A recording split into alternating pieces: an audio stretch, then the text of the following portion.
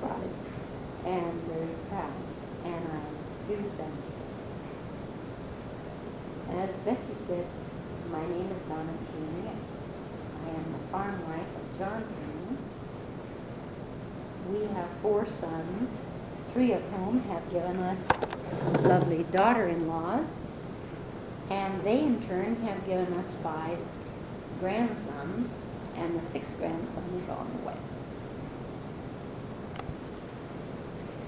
Professionalism, in my case, is being a professional nurse. However, to be strictly professional is to neither be a good nurse or a true nurse.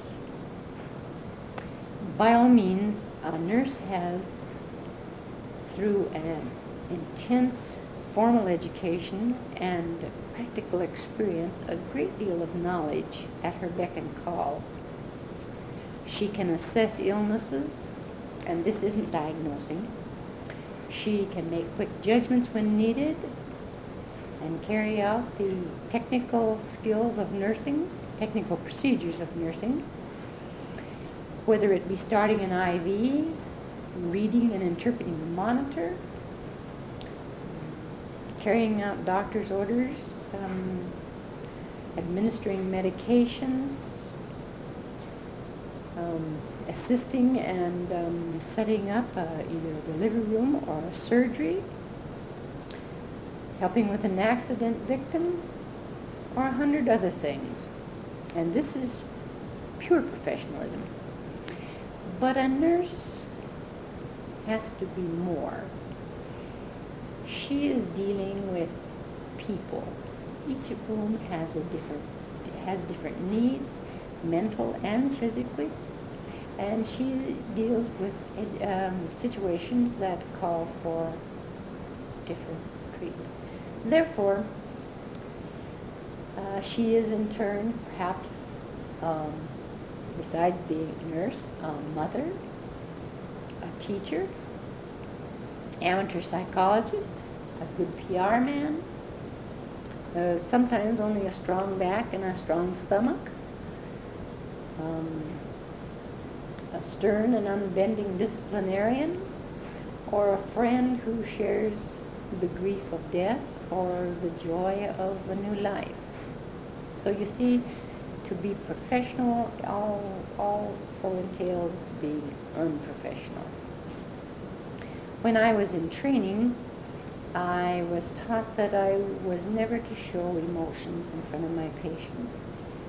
And since I've gotten out of training, I have found that to do so at times benefits both the patient and myself. But in my philosophy about my work, I am very rigid. I had a marvelous old nun for a teacher, and as I was growing up, a mother who was honest and hardworking, and they instilled in me some high principles. Mother taught me the honesty, and she also taught me how to work. And you'd be amazed at how much honesty has to do with being a nurse.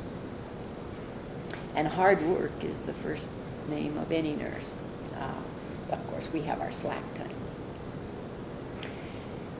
Beyond and after the skills of a profession have been learned, I believe that the most important accomplishment that you can have is to learn organization. I found that in my work at home or in my work at the hospital, if I can keep myself organized, or the key to accomplishment, I should say, if I can keep myself organized, I can do mountains of work. Now, I truly can. I'm not bragging, it's just a fact. To do this, I establish priorities and schedule myself around these priorities and have at it. Of course, along comes the unexpected or something, and oy vey, you're right back at zero. But it does work. Sister John Marie was the nun, and she taught me that when I am caring for patients, I am entrusted with lives, and that the care I give should never be any other than such that I never misuse that trust. I hope I haven't.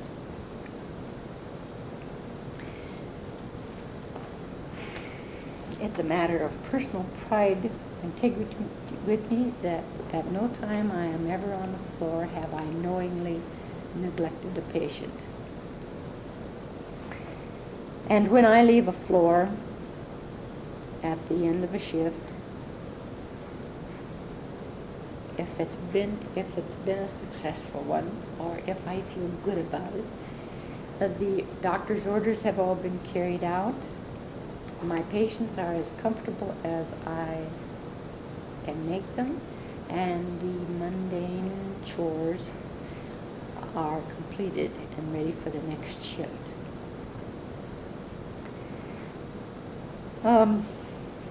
There are the days, however, as with anyone, that the best sound you hear all day is the closing of the door behind you.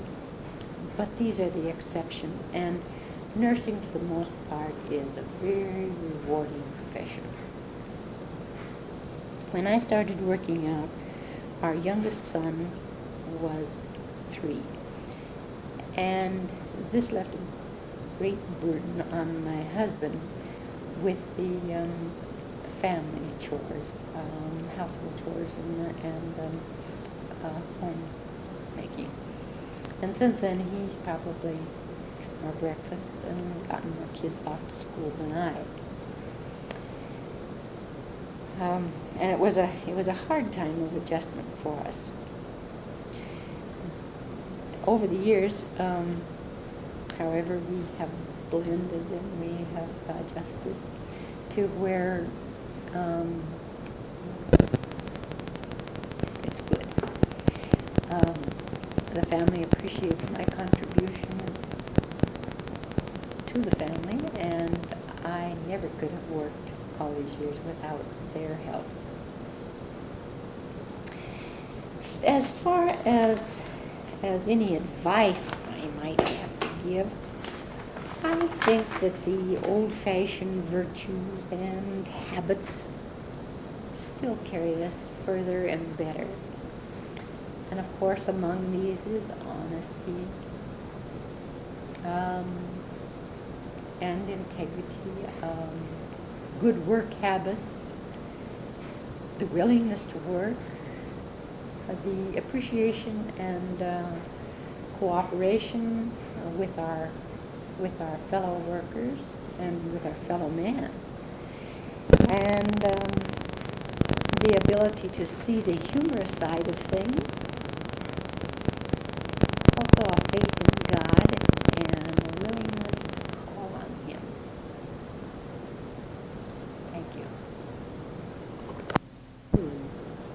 Really saving grace. And faith in God and the willingness to call on Him. Thank you.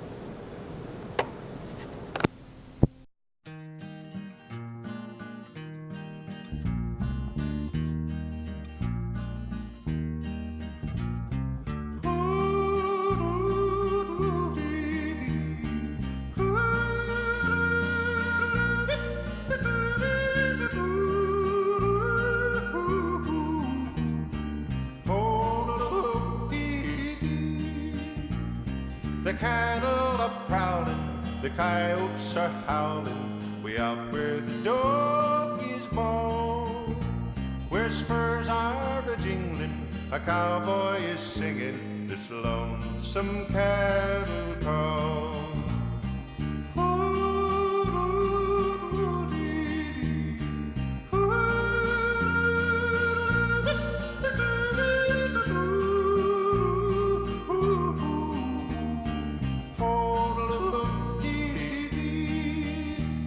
He rides in the sun till his day's work is done, and he rounds up the cattle each fall. Singing his cattle call.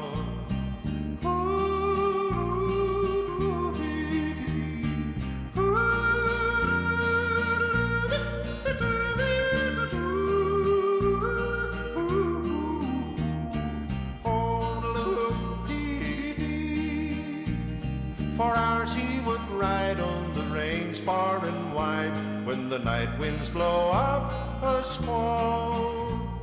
His heart is a feather in all kinds of weather. He sings his cattle call.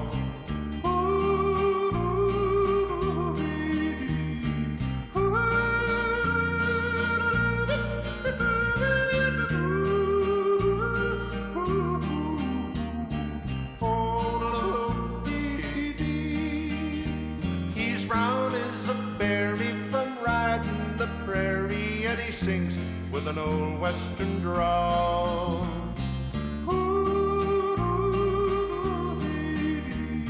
Singing his cattle call.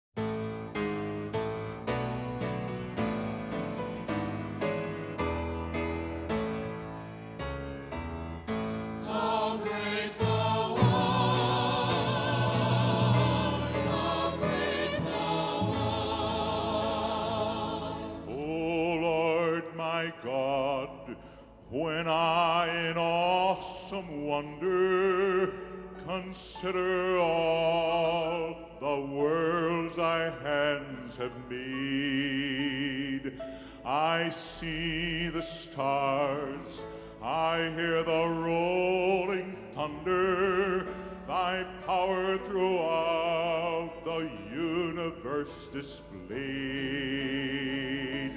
This is my soul, my Savior unto thee.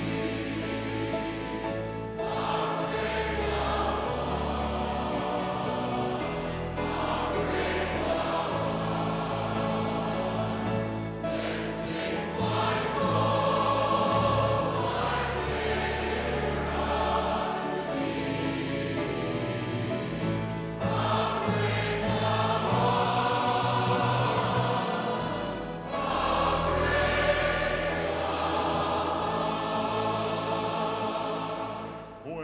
Christ shall come with shout of acclamation and take me home, what joy shall fill my heart? Then I shall bow in humble adoration and then proclaim, my God, how great thou art.